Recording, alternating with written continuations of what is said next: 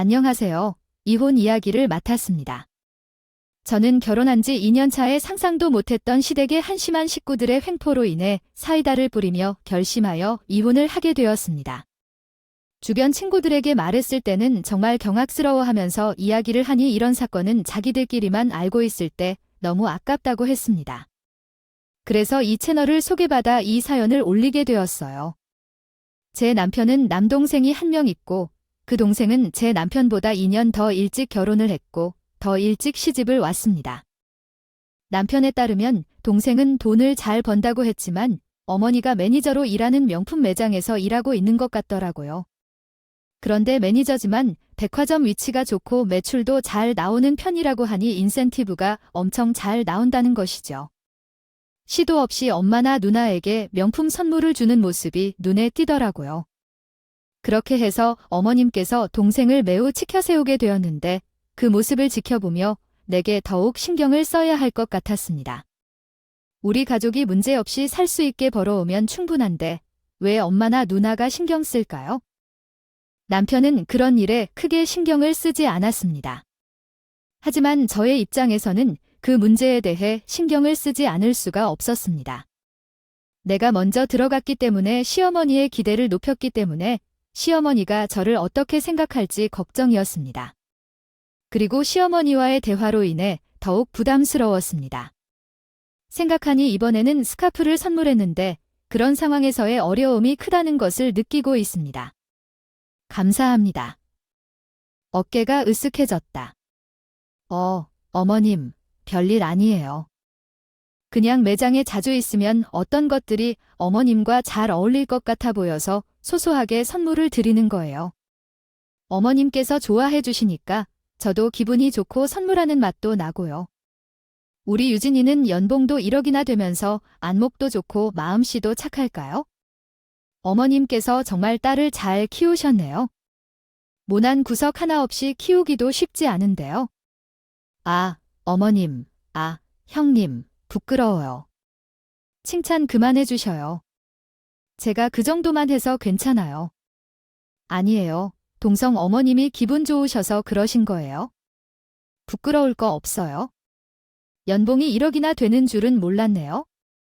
세상에 이런 사람이라면 시동생이 아닌 누구라도 결혼하고 싶어 할 만한데요. 시어머니께서는 동서 연봉이 1억 정도 된다고 말씀하셨다고 해요. 듣고 깜짝 놀랬죠. 근데 돈을 잘 버는 사람임에도 불구하고 겸손하고 조심스럽군요. 그래서 그런지 시어머니와 시누이 모두 엄청 좋아했고 동선을 덮어놓으면서 우리 예쁜 며느리를 만나는 분위기였어요. 그것에는 문제가 없었죠. 문제는 이유 때문이에요. 가족 행사가 있거나 큰일이 생기면 다들 함께 하더라도 제가 소외되는 느낌이 들었어요. 결혼 초반에는 잘 몰랐는데 긴장이 풀리면서 동서 본색이 드러났어요. 처음에는 아닌 줄 알았지만 계속 신경 쓰게 되었죠.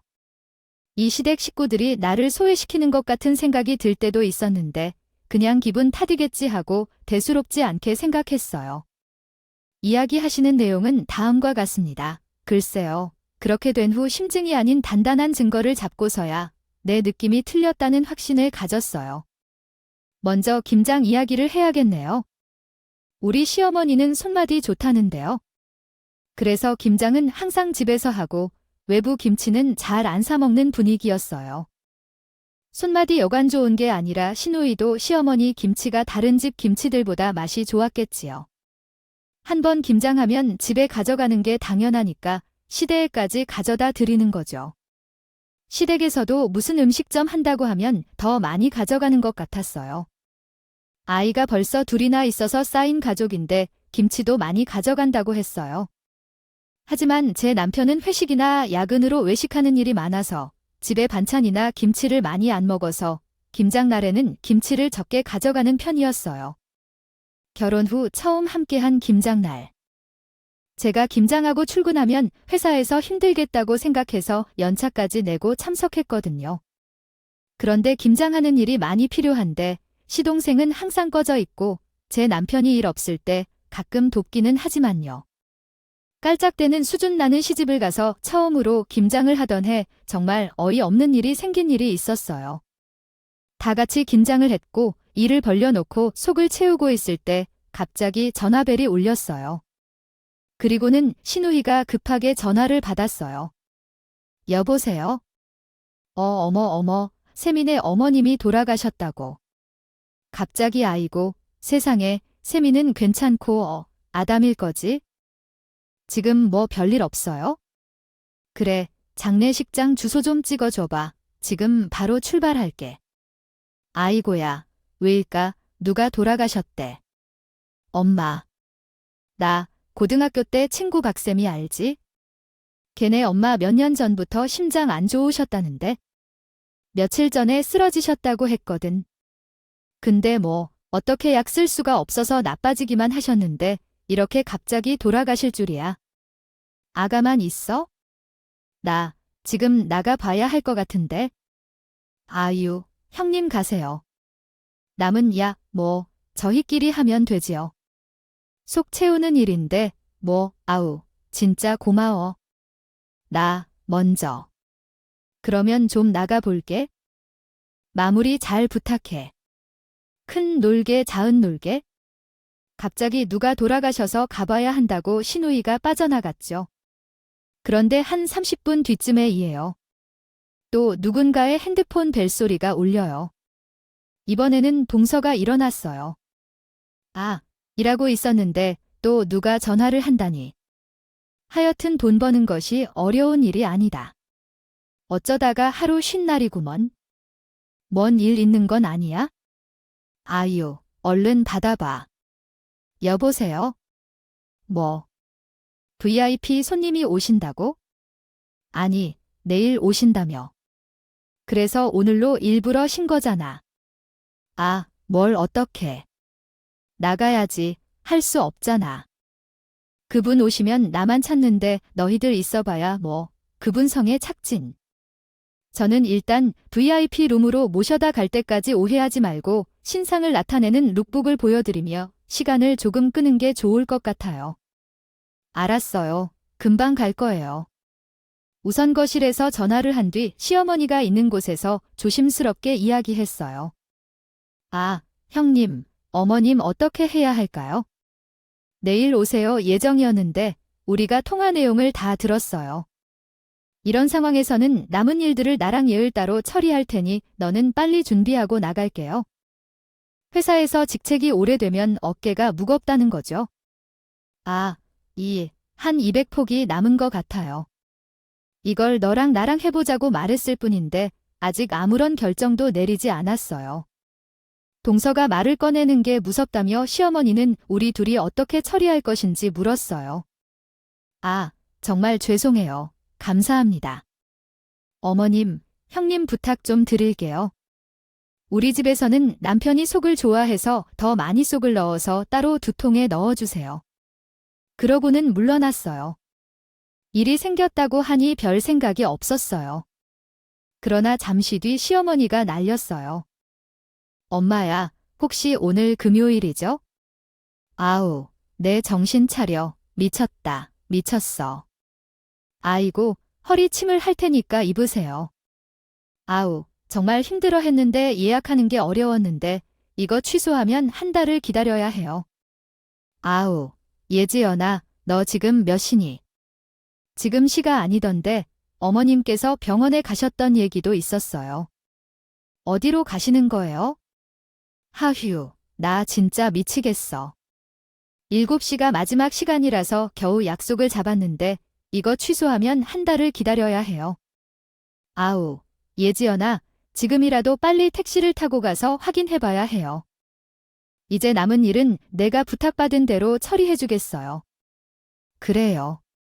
내가 알았다면 오늘 김장을 하지 말았어야 했는데 아이고야, 나 먼저 나갈 테니까 마무리하고 너도 곧 쉬어라. 수고했어. 그래서 시어머니와 사위들은 다 일로 바쁘게 떠나버렸어요. 물론 당연히 놀랐지요. 김장 날짜를 급하게 잡은 것도 아니었는데 어째서 이렇게 다들 일이 생겨서 나만 쏙 빼놓고 급하게 나가버렸는지. 근데 이게 일인 줄은 전혀 몰랐던 거야? 대가족들이 나 혼자 왕따 시켜서 골라 먹겠다며 김장 날짜에 일부러 약속을 잡아서 차례로 빠져나갔어요. 이럴 줄은 상상도 못했어요. 그래서 그냥 좋다고만 넘어갔어요. 감정 싸움 하는 건 싫으니까 말이에요. 손해라도 감수하면서. 여기 태도가 저에게 자리 잡은 것 같아요. 어쨌든 그날 저 혼자 200포기 김장을 끝내고 집에 돌아왔더니 11시가 되어 있었어요. 그리고 그날 집에 가는 길에 신우가 가족들과 함께 있는 단체 채팅방에 사진을 보내주더라고요. 제가 단체 채팅방에 메시지를 작성하고 있었는데 신우가 먼저 사진을 보내주었어요. 그렇게. 내 친구들은 갑자기 바쁜 이유로 일어날 때 회사를 나갔고 그 후 다른 친구는 어머니가 돌아가셔서 장례식장에 갈 필요가 있었다. 또 다른 친구는 소문난 한의원에서 침 치료를 받으러 갈 예정이었고 한 친구는 거기에 시동생까지 함께 한자리에 모여 사진을 찍었다. 그때 배신감으로 인해 큰 충격을 받았고 그 일어난 상황을 모르는 척하고 있던 사람들 때문에 더욱 실망했다. 저도 마음이 아프고 원래 알았을지도 모르고 넘겼을지도 모른다. 한때 그 일이 있었고 나도 답장을 못했다. 그 후 며칠 뒤에는 더 나쁜 일이 일어났다. 시어머니에게 연락이 왔고 핸드폰이 고장이 나서 수리가 필요했다. 나는 수리를 할 수 있는 사람이 없어 곤란했다. 그러던 중 신우이에게 부탁을 했지만 그는 집에 있는 것을 알기에 거절할 수 없었다. 그래서 시어머니의 핸드폰을 받아 수리센터로 가져갔고 다행히 빠르게 수리가 되었다. 그리고 핸드폰이 잘 작동하는지 테스트를 해보라는 요청을 받았다. 유감스럽게도 그 상황으로 인해 서로 간 짓을 마주하는 사람들에 대한 신뢰가 흔들렸고 이전에는 몰랐었던 일에 대해 더욱 더 깊이 생각하게 되었습니다. 문자를 보내라고 해서 카톡방에 들어갔는데요. 아이 글쎄 딱 저만 제외하고 자기들끼리 이야기하는 단톡방이 하나 더 있는 거예요. 제 남편도 들어가 있다는 게 참 열이 받더군요. 뭔가 거기서 떠들지는 않던데 문제는 동서가 은근히 제 욕을 엄청나게 하고 있더라고요. 근데 형님이 학원에서 일하고 계신 거면 똑똑하신 거예요. 어디 좋은 대학이라도 나오신 거예요? 좋은 대학 아닐 것 같아요. 그 기본급 받으면서 일하는 거 아니겠니거 다 최저시급이 될 거다. 어머, 형님은 기본급밖에 못 받고 계세요? 하긴 아무리 어린애들 다니는 학원이라도 선생님들 학력은 있을 텐데요. 엄마들은 또 선생님들 학력 엄청나게 따질 거 아니에요. 저번에 형님한테 하시는 일이 정확히 어떤 거냐고 여쭤보니까 상담도 하고 학원생들 관리도 하면서 시간 나면 수업 몇 번 한다 그러시던데. 그럼 확실히 수업이 주 업무는 아닌가 봐요. 아휴, 저는 또 형님이 엄청난 고학력 스펙이 줄 알고 기죽을 뻔 참나. 옥회가 기죽을 게 뭐 있어. 사회 나오면 학력 그거 다 쓰잘 머리 없어. 대학생 때나 대학교 어디 나왔냐? 성공의 척도지? 대학 졸업하고 나서부터는 월급이 얼마냐? 연봉이 얼마냐? 성공의 척도. 아이 올케가 지원이 보릿고개 때도 있고요. 손님들이 저도 어떻게 대해야겠다 배운 게 있는데 형님이 생긴 건 또 처음이니까 어렵더라고요. 어찌 저리 순둥일까? 이럴 때는 또 우리 유진이가 야무지고. 이렇게 좀 생각해볼까? 생각해보니 아이는 너무 침착하니까 그가 무슨 생각을 하는지 알기 힘들고 모르겠어. 정 마음이 안 가는 것 같아.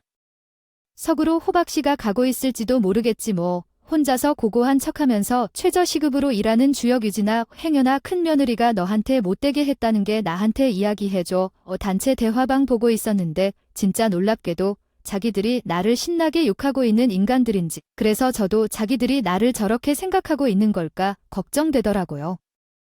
어리고 순한 아이는 모처럼 처음으로 정중나게 나해 보이지만 사실은 뒤로는 호박씨를 까고 있었네. 그리고 한평생 순해온 저도 화가 나고 뻔한 더러운 인간들 덕분에 치가 떨린다.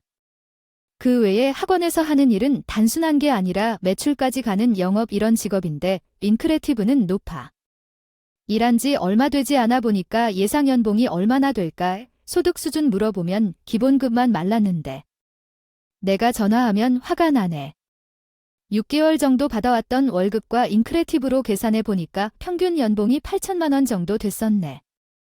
유독 최저시급으로 무시하는 거 보니 좀 억울하다. 단체 대화방을 쭉 훑어보다가 이거 생각해보니 할 수 있을 것 같아요. 한번 살아본 적이 없어서 자신이 없고 인간들의 인성이 저렇게 바닥인 게 참으로 안타깝다는 생각이 들었어요. 더 까발려 맞아야 할까 하다가 오히려 더 뻔뻔하게 나올 수도 있겠다는 생각도 들었어요. 만약 그렇게 뻔뻔하게 말하면 어떻게 대응해야 할지 모르겠더라고요. 그래서 일단 진정하고 무시하기로 결심했어요. 단톡방 대화 내용은 모두 캡처해 핸드폰으로 보관했어요. 얼마 후 이간질이 주범인 동서를 잡을 수 있는 기이 발견했어요. 제 친구 덕분이었어요. 결혼한 지 좀 오래된 친구를 만나면서 알게 되었죠. 제 친구가 결혼 기념일에 명품 지갑을 선물 받았다는데 이때 나도 신혼부부처럼 감동받았어요. 하지만 모든 신혼부부가 그런 건 아니라는 사실을 깨달았죠. 남편이 어울려주지 않는데 난 애 때리거나 재우는 거 대신 혼자 애들을 돌보고 있어서 참 고맙다는 생각이 들었어요. 애를 낳을 거라던 내가 잘못됐다는 것을 알 수 있어 기쁘더라고요. 고등학생 때부터 애를 낳을 생각이 없다고 주장하고 다니는데 웃기네요. 아, 맞다. 나 고민이 있었어요. 신혼 선물로 받은 물건인데 아직 사용한 적이 없어서 가지고 있을까 말까 고민이었죠. 내가 지갑을 바꾸려고 했는데 발견했어. 이거 불량품 아닐까? 어디야, 이게 뭔데? 흠집이 나 있어. 세상에, 점에서도 불량품이 나오는 건가? 맞지, 백화점도 불량품이 진짜 많아. 나 진짜 불량품인 것 같아. 반품하라고 생각보다 자주 간다. 여기는 카드를 넣는 부분이 아니라 현금을 넣는 부분이라 안 보이는데 솔직히 큰 스크래치는 아니고 자세히 보면 보이지만 그래도 새 것 같지 않아서 영 반품을 할까 말까 고민 중이야. 내가 너무 예민한 건가? 너는 어때? 에이, 내가 보기에는 어떤 게 중요해. 이미 거슬린다면 쓰면서도 계속 불만족할 텐데 그럼 반품에 영수증 중도 있을 것이고 이 택도 안 됐네. 친구가 남편에게 받았던 선물은 가죽으로 된 지갑이 있어. 그런데 현금을 넣을 수 있는 안감에 큰 스크래치가 있어서 이거 반품할까 말까 고민하더니 며칠 뒤 결국 그 지갑 반품하고 다른 걸로 다시 교환했다. 사진을 보내줬어. 그런데 그로부터 얼마 뒤 가족 행사가 있어서 다 같이 모이는 날인데 동서가 어김없이 선물을 들고 오더군. 어머니, 이거 제가 드리는 선물이에요. 한번 열어보세요. 아이고, 이게 또 뭐야? 세상에, 지갑 아니냐? 아유, 이거는 또 얼마짜리야? 세상에나, 가죽 참 좋아 보인다. 명품 역시 뭐가 다르도 다르구나. 시어머니가 포장지를 뜯어 지갑을 꺼내자.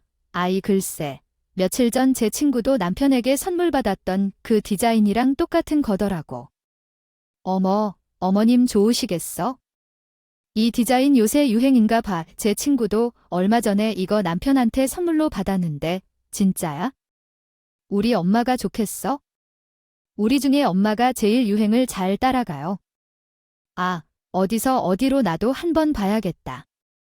온 가족들이 모두 함께 와서 시어머니가 선물 받은 지갑을 돌려보았어요. 근데 왜인지 모르겠지만 시어머니의 지갑이 내 손에 들어온 순간 현금을 넣는 안쪽을 살짝 열어봤어요. 제 친구가 보여준 그 스크래치가 그대로 남아있었어요. 정말 놀랍네요. 친구가 받은 그 지갑과 똑같은 위치에 똑같은 크기의 스크래치가 있었어요. 다들 지나치면 안 보이는 정도로 얇고 미묘한 스크래치라서 예민한 마음을 끌었어요. 그리고 동서의 얼굴을 끝까지 쳐다보았지만 이런 우연의 일이 있을까 싶었어요. 친구에게 물어보면 알 수 있을 거라고 생각했어요. 동서가 어느 동네 어느 백화점에서 일하는지 알고 있었기 때문이죠. 만약 진짜 그 백화점에서 산 거라면 문제가 생길 수 있을 것 같아 걱정이었어요. 그래서 어떤 백화점에서 산 건지 친구에게 물어봤어요. 그날 저녁 친구에게 연락이 오더니 나는 남편이 사온 거라 어느 지점인지 몰라서 남편에게 물어봤어. 내가 보여준 거기서 샀다던데 왜 동서가 있는 지점이라고 생각했지? 이상한 일이 있었던 날이었어요. 내가 당신과 그날 스크래치를 한 지갑을 찾고 있었는데 그 위치와 크기가 딱 맞는 지갑을 찾았어. 이게 가능한 일인가? 아니, 이게 좀 문제가 되는 거 아니야? 나는 불량품으로 반품한 건데 어떻게 새 제품처럼 팔 수 있는 거지? 이건 좀 너무한 일이야? 불량품이 생겼을 때 본사에 보고하고 회수를 시켜야 하는데 왜 자기가 그걸 산 거야? 이게 말이 되지 않아? 동서는 매장에서 일하는 직원이야. 매니저도 아니고. 그런데 이게 더 이상해. 동서는 불량품을 어떻게 다시 살 수 있게 했을까? 내가 동서한테 물어봐야 해. 아니, 조사하기가 애매한 상황이야. 내일 쉬는 날이지만 가서 물어봐 줘야겠어. 내가 눈치 빠른 척해서 동서 이름까지 알아낼게. 그리고 다음날 매장으로 직접 가서 동서에게 물어봐야겠어. 신용거래 신임이 안 되게 규정치라도 하라는 거니까. 몇 개 아무리 해볼 필요가 없다고 생각된 그때 우리 친구가 전해준 녹음 파일을 듣게 되었어. 거기에는 충격적인 사실이 포함되어 있었어. 친구가 이유진이라는 사람을 찾아가서 알게 된 동서가 사실은 매장에 있던 사람이었단 사실을 알려줬어. 실 정보가 아니라면 그 실 정보를 가지러 가잔 못해야겠답니다. 매니저라고 말하지 않았지만 연봉이 1억이 된다는 말이었어요. 하지만 그 매장에서 이유진을 아는 사람은 딱 한 명뿐이었는데 매니저가 아니라 그냥 사원이었어요. 더군다나 매니저를 불러달라니까 다른 사람이 나와서 이유진 씨는 입사 3개월 차 수습 직원이라고 말했습니다. 지금 나한테 무슨 실수가 있느냐고 물었더라고요. 전혀 거짓말을 한 적이 없었는데 매니저도 아니고 수습 사원이 무슨 명품을 사나요? 하루가 멀다고 시댁이 선물을 주겠다며 시계를 선물해줬어요. 그것도 이상한 거 아니겠나요? 제 지갑을 보여달라고 요청했더니 본사로 돌아가야 한다고 하더군요. 그리고 갑자기 돌아와서 본사로 돌아가는 게 안 됐다고 하더니 창고에 어디로 들어가 있는지 모르니 찾아봐야 한다고 했습니다. 이 정말 이상하다고 생각했습니다. 수습 직원인데 매니저라고 거짓말을 치다니 동서에서 훔쳤다고 생각했어요. 솔직히 좀 미친 것 같았습니다. 지금 이야기된 사건을 통해 동서의 충격적인 사실을 알게 되었죠. 이제는 완전히 다른 사람처럼 보였어요. 계약직으로 최저 시급을 받으면서 시누이와 시어머니가 명품을 주며 스타일리시하게 꾸밀 생각을 했다는 게 미친 생각이라고 생각했어요. 계약직의 주제로 들어오는 제품들을 훔친 것 같았습니다. 와, 정말 놀라웠죠. 불량이라 반품 들어온 것들이 몰래 따로 빼돌려서 시어머니한테 선물했을 가능성까지 저도 친구의 말에 미쳐야 본전이란 말에 힘입어 동서에게 먼저 연락을 했어요. 떠보고 아니면 많은 거지. 어쨌든 매니저도 아니면서 매니저라고 일단 거짓말 친 건 들킨 거잖아요. 심지어 시동생이 몰랐을 리도 없는데 둘이 같이 짜고 친 거나 다름없으니까요. 시어머니가 그렇게 예뻐 죽던 연봉 1억 며느리가 사실은 최저시급 보는 계약직 며느리라는 걸 알면 어떤 반응일지 궁금하더라고요.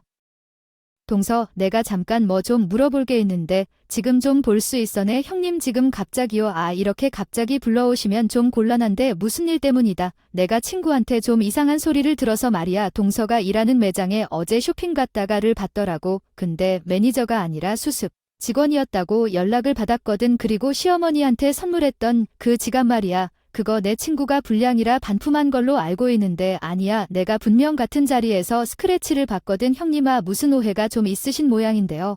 제가 지금 어디로 가면 될까요? 주소 풀러주세요. 일단 가서 얼굴 뵙고 말씀드릴게요. 콧대 높게 동서가 제 말에 갑자기 꼬리를 팍 내리며 당장 튀어오더라고요. 뭐저 하나 택시까지 타고 왔는지 재빨리도 도착한 동서 얼굴을 보니 제가 제대로 지었구나 확신이 생겼죠.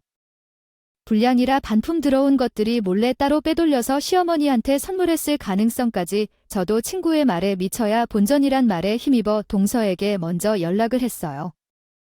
떠보고 아니면 많은 거지. 어쨌든 매니저도 아니면서 매니저라고 일단 거짓말 친 건 들킨 거잖아요.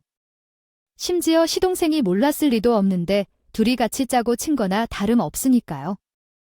시어머니가 그렇게 예뻐 죽던 연봉 1억 며느리가 사실은 최저시급 보는 계약직 며느리라는 걸 알면 어떤 반응일지 궁금하더라고요. 얼굴이 새파랗게 질려서 종종 걸음으로 제게 다가왔거든요. 이렇게 다가온 거 보면 내가 생각하는 게 맞나 보네. 동서, 지금까지 연봉 1억 받는 매장 관리직이라고. 거짓말을 한 건 맞아요. 동생도 몰랐던 거 아닐 거예요. 둘이서 짜고 시어머니와 형님을 속이고 있었던 거 아니에요? 형님이 맞아요. 남편이 먼저 직업을 좀 물러나고 싶다고 해서 그래요? 결혼 허락을 받으려면 계약직이 아닌 관리직이라고 거짓말을 하는 게 낫지 않겠나 싶어요. 아, 그건 맞아요. 그렇지만 불량 제품을 뒤로 빼돌리고 있었어요. 그리고 내 친구가 반품했다고 지갑을 시어머니에게 주고 간 것도 진실이에요. 아, 이것을 본사에 신고해도 되는 건 알죠. 형님, 저희는 가족이에요. 어떻게 그렇게 말씀하시나요? 아무래도 같은 집에서 살고 있고 며느리도 한편이니까 가족 아니겠어요. 제가 왜 그러시는 거죠? 제가 잘 못한 게 뭘까요? 왜 그러시냐니, 이건 명백한 절도가 아니겠어요. 동생이 범했으니 벌을 받는 게 당연한 거죠. 어디서 그런 소리를 들어서 말씀하시나요? 제가 그런 적은 없어요. 대체 어디서 그런 말을 듣고 오셨나요? 내 남편도 초대되어 있는 단체 대화방에서 시어머니, 신우, 동생까지 모두 제 험담을 하고 있었어요. 그래서 동생 얼굴은 완전히 당황하고 혼란스러웠죠. 형님이 죄송해요. 결혼은 처음이라 시댁에 엄청나게 인정받고 싶어서 잠깐 미쳐 있는 것 같아요. 모든 문제 해결해 줄게요. 제발 좀 시간을 줘요. 네, 그냥 모든 것을 내가 처리할게요. 아시다시피 제가 계약직이라서 고소당하면 변호사 손님이나 뭐 그런 걸 신경 써야 할지도 몰라요. 제가 다시 잘 정리하겠습니다. 네. 매장 업무는 제게 맡기세요. 무엇이든 잘 처리할게요. 그리고 그 지갑은 내가 지켜볼 테니까 걱정 마세요. 내 친구가 어제 그 지갑을 두고 갔다고 해서 매니저에게 다시 확인해 보라고 전해줄게요. 빠른 조치가 필요할 거예요. 매니저가 눈치챌 일 없이 가져다 줄 거예요. 그 단톡방 정리도 괜찮아요. 일단 제가 확인하고 동선이 알 수 없는 것 같으면 다시 한번 병가를 사용해 보세요. 한 주가 지나면 김장철이 왔어요. 결혼 후 두 번째 김장날, 신우는 다시 혼자 떠나버렸어요. 계속 거짓말을 하면서 나를 속일 생각이면 이젠 그만해야지. 동서는 내 눈치를 살피며 둔감하게 있었어요. 시어머니는 다시 볼 일이 있다며 빠져나갔고 동서 핸드폰은 계속 울렸어요. 신우와 시어머니 중 하나였겠죠. 동서가 너무 놀라서 실수를 한 건가 봐요. 이렇게 계속 긴장하면 안 돼. 안녕하세요. 이번에는 나가지 못할 것 같다고 했습니다. 시어머니와 시누이가 왜 그러냐고 당황해했지만 어쨌든 나가지 못한다고 하였습니다. 형님, 고무 장갑을 벗고 쉬세요. 김장을 마무리하겠습니다. 작년에 형님 혼자서 했었죠. 저희 두 분이 나가시면 집에서 할 일도 있어서 잠시만요. 동서가 갑자기 고무 장갑을 벗고 시어머니와 시누이의 방으로 들어갔습니다. 그러더니 내가 선물했던 물건들을 챙겨서 나왔습니다. 그런 다음 옷장에서 캐리어를 꺼내 펴고 물건들을 넣고 압축했습니다. 형님, 저가 어머님과 시누이에게 준 선물은 이게 전부입니다. 내일 8시에 매장에 돌려놓을 거예요. 신고하지 말아주세요. 어머님이 가져간 지갑도 돌려놓겠습니다. 그 후 캐리어에 명품들을 담아 잠근 상황이 굉장히 어처구니하고 추잡스러웠습니다. 그리고 김장을 마무리하러 오는데 동서가 전화도 받지 않고 나오지 않는 것이 이상해서 시어머니가 급한 일이 있어 나간다고 하였습니다. 약 20분 후 돌아와서 말씀하였습니다. 형님, 작년에 김치를 너무 적게 가져가셨습니다. 많이 수고하셨는데 올해는 더 많이 챙겨가야죠. 이 김치통은 제 김치통 하나를 드리겠습니다. 이 정도까지요. 챙겨가세요. 제가 넣어 드릴게요. 시어머니가 현관에서 본 광경은 제가 식탁에 앉아 먹고 있고 동생이 제 김치통에 김치를 담아주고 있는 모습이었어요. 너 유진이에게 무슨 짓을 하고 있어? 우리 며느리한테 김장을 시키고 혼자 놀고 있는데 내 이렇게 혼나고 있으면 어디서 1억 원을 받는 우리 며느리한테 검지로 심각한 것이야. 작년에 눈치를 못 챘니? 너 혼자 해야 할 것을 왜 유진이 못 나가게 했니? 왜 혼자 김장하고 동생이 김치통을 채워주고 있어? 어디 가기 전에 이렇게 방치하고 나린한 모습을 무엇하니? 말이야 아직도 어려 체줄 시급밖에 안 받는 너가 그 귀한 며느리한테 손질을 할 만큼 경영하지 마. 도둑며느리를 무단 이용해서 좋다고 받아들이면 후죽파 망가지고 나중에 다 된장인지 똥인지 알 수가 없을 거야. 참나, 형편없어 정신 차리고 판단해도 제가 시어머니를 향해 솔로메이트 지우며 열어달라고 하자 배겨있던 동생은 시어머니를 안아따라 집으로 나가려고 했어요. 약 20분 후 돌아와서 말씀하였습니다. 형님, 작년에 김치를 너무 적게 가져가셨습니다. 많이 수고하셨는데 올해는 더 많이 챙겨가야죠. 이 김치통은 제 김치통 하나를 드리겠습니다. 이 정도까지요. 챙겨가세요. 제가 넣어 드릴게요. 시어머니가 현관에서 본 광경은 제가 식탁에 앉아 먹고 있고 동생이 제 김치통에 김치를 담아주고 있는 모습이었어요. 어머님, 진정하세요. 제가 다 설명해 드릴게요. 일단 나와 함께 나가요. 어머님, 제발 나가지 말아요. 볼도 맞은 상황에서 이제는 내 눈에는 보이는 게 없어 집어서 나가자고 해봐요. 저는 매우 부끄러워하며 가방을 모두 열었어요. 가방 안에는 시어머니와 동서가 선물 받은 물건들이 들어 있었어요. 명품 지갑, 가방, 스카프 등이었죠. 시어머니는 깜짝 놀라면서도 이것들이 왜 이 가방 안에 있는지 물어보더라고요. 이것들은 유진이가 우리에게 선물로 준 거 아니냐? 왜 이 가방에 들어있어? 시어머니가 황당해하자 동서는 어쩔 줄 몰라 하는 얼굴을 하고 그 물건들을 다시 가방 안으로 집어넣었어요. 친구가 알려줬는데 동서는 연봉 1억 원도 아니고 수습 3개월 차 계약직 직원이었고 어머니에게 선물한 지갑은 불량품이었던 거예요. 그래서 반품하고 어머니에게 선물하는 척해서 드린 거래요. 속지 않았겠죠? 그래서 이것저것 속이는 게 이젠 멈춰야겠어요. 시어머니와 가족들까지 속여온 비하인드 스토리도 다 뒤섞여 이야기했더니 시은은 완전히 역전이 일어났어요. 계속 자전거를 타고 있던 시동생은 겁을 먹어 이혼 얘기를 꺼내더군요. 함께 힘겹게 시작하는 새로운 삶을 기대해요. 동선이 또 변했어. 어떻게 먼저 부풀리고 계획을 세우고서 왜 지나치게 비판하지? 어머니와 시누이도 집에 도둑년이 들어왔다며 훔친 물건들을 모르고 왜 마음을 상하게 했어? 깨끗한 척하지만 제 눈에 보이기에 다 똑같아 보였어. 그때 처음으로 성미를 냈어? 김치 싸대기를 내리쳐 가방까지 내던지면서 너도 너무 부끄러워해. 당연히 수치를 당할 거라고 난 사람을 희생하며 그런 척하는 모습이 더욱한 가식적으로 느껴졌어. 한 번 성미를 냈으면 열받으면서 말했어. 집안에서 아무 소리도 못하는 사람들일 줄 알았으면 처음부터 제대로 말해주면서 후회도 되었어. 가족이니 좋은 게 좋다고 떠나주니 누구를 정말 등신으로 바라볼지 알게 되었어. 사실은 이후 단체 대화방에 참여한 그날부터 이혼을 고려했어. 남편이 단체 대화방에서 제 와이프를 안아주지 못해 보여서 당연히 이혼해야겠다 생각했어. 쓸모없는 남자야. 모아놓은 돈으로 홀로 집을 사기로 결정했어. 짐도 다 되고 제 차도 한 대 샀어. 살아오면서 처음이었다. 명품 가방도 하나 샀어. 그리고 시댁으로 가 건번째 할 말이 있다고 하니 다들 놀라서 눈을 튼다. 그러면서 내가 이 돈은 어디서 왔다니까 이렇게 몸에 둘러맞냐 라고 말을 해기게 뭐야? 뭐야? 오해. 더 면서 차분히 거부했어. 내가 이야기했어요. 함부로 가족들에게 수익을 알리지 않는 것이 제 철칙은 아닙니다. 사실 나누기 싫어서 알리지 않았어요.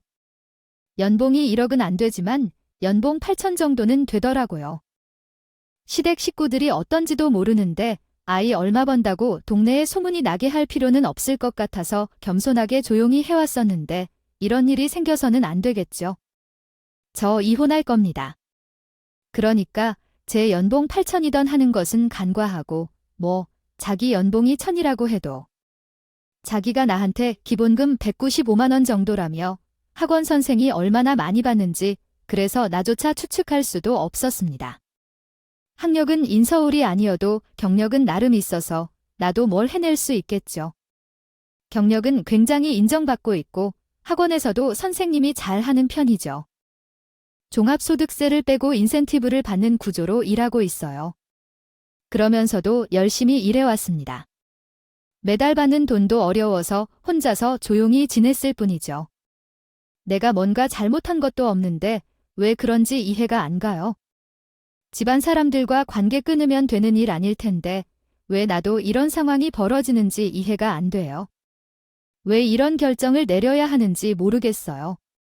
나는 애매하게 억울해하고 있는데 너는 어떻게 그걸 알고 그렇게 욕하고 있단 말이야? 우리 휴대폰도 몰래 들여다보거나 이미 알았던 걸로 보이는데 중요한 건 아니야. 올케한테 속은 것과 다름없어. 올케도 알 거야. 올케는 학원 선생님이라고 존경했다가도 모르는 척했을 거야. 우리랑 비교하지 말라고. 그것은 개지. 단지 논란한 죄밖에 없어. 딸이 잘했어. 우리도 놀랐을 거야. 밖으로 튀어나와 도둑질을 하고 거짓말을 한다고 생각했겠지. 우리 집에 도둑이 들어온 것이 얼마나 충격적인데. 아직도 마음이 눈에 벌렁거리지만 이제 진실이 밝혀져서 안심하자. 그래. 김장날의 계획은 너무나 무리였던 거야.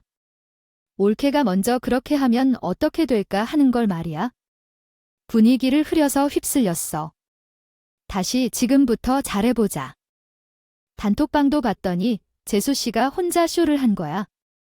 우리 피곤해서 장단 맞춰준 것뿐이야. 미안해. 이제 알았으니 속죄하고 내 상처를 치유할 때가 있을 것이니까 생각 좀 해보자. 여보야, 엄마가 이렇게까지 이야기하잖아. 나도 잘할게, 진짜. 나 버리지 마, 이응. 다시는 그런 단톡방도 안 만들고 당신이 하라는 대로 할게. 내가 내 저라도 할까? 당신이 그렇게 잘 벌고 밖에서 힘들게 일하는 줄 알았으면 내가 좀 더 신경 썼어요.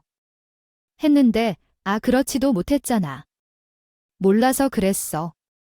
그래, 우리가 이제부터 너한테 잘할게. 김장 떼다 부르마. 응, 넌 그냥 쉬고 있어. 애초에 김장하는데 왜 매너일을 해야 한다니? 앞으로 우리 집안 남자들이랑 딸 불러서 하마. 우리가 이렇게까지 속죄하려고 하잖니? 아유, 너도 솔직히 유진이 걔가 그렇게 앞뒤 다른 낸 줄 모르고 깜빡 속았던 거잖아. 우리도 그래? 그러니까 우리 지난 일은 다 잊고 다시 한번 잘 지내보자. 응, 다들 이혼하려고 찾아온 제게 빌빌기며 들러붙기 시작했어요. 연봉을 들은 탓이겠죠? 돈 냄새 맡고 달라붙는 꼴이 마치 팔릴 때들 같더라고요. 저는 미리 작성해온 이혼 서류를 가방에 꺼내 남편에게 던졌어요. 아무리 돈이 좋아도 그렇지. 그딴 식으로 줄타기 하면서 사람 하나 바보 만든 게 다 큰 어른들이 할 짓은 아니지 않아요? 그래 놓고 속았다고 피해자인 척하면 뭐가 다 이해가 되는 줄 알아? 웃기고 들있네, 진짜. 그러게 처음부터 노선을 잘 타지 그했어. 노선 잘못하고 이리저리 휩쓸려 다닌 것도 죄라면 죄네. 둘째 며느리 탓할 거 하나 없으니까 본인들 탓이나 하시고 돈 필요하면 나 말고. 원래 하던 대로 둘째 며느리 찾아가서 받아요. 당신은 당장 내일까지 도장 찍어서 가져와. 안 그러면 바로 소속이니까. 난 당신 같은 인간이랑 내가 번 돈 단 한 푼도 나눠서 못 써 이해했습니다. 이야기를 한국어로 다시 번역해 보겠습니다. 그래, 나는 그렇게 소리치고는 즉시 문을 닫고 나왔어. 그가 나를 얼마나 저보고 바보로 보았는지 알 수 있는 건 모든 사실을 알게 된 마당에 그가 나를 속여서 불쌍한 척하며 나의 등을 칼로 찌려고 했을지도 모르겠지. 다행히도 남편은 유순하게 서류에 도장 찍어서 보내줬어. 서류를 보여주지 않는 한 그것을 생각해 볼 수 없다며 무릎을 채워 울면서 바보처럼 붙잡았는데 난 그의 무릎을 발로 찾고 나왔지. 2년이라는 짧은 결혼 생활이지만 아까웠어. 지금은 꼭지게 이혼했고 그때 있었던 일을 마음속에서 지우고 살고 있어. 지금은 마음이 훨씬 더 편안해졌고 예전에 생각하면 화가 나서 미쳐버릴 것 같았는데 이제는 감정 변동도 없고 차분해졌어. 마무리하기 위해 친구들의 추천으로 이야기를 여기에 보내고 앞으로 정말로 꼼꼼하게 잊으려고 해. 모두들 특히 부유한 사람들과 교제할 때 조심하길 바래. 나의 이야기 마칠게. 날씨가 계속해서 변하는군. 이런 때면 감기 조심해야 한다는 걸 알아. 건강 잘 챙기시고 나의 당황스럽고 이상한 이혼 이야기를 끝까지 들어줘서 감사해.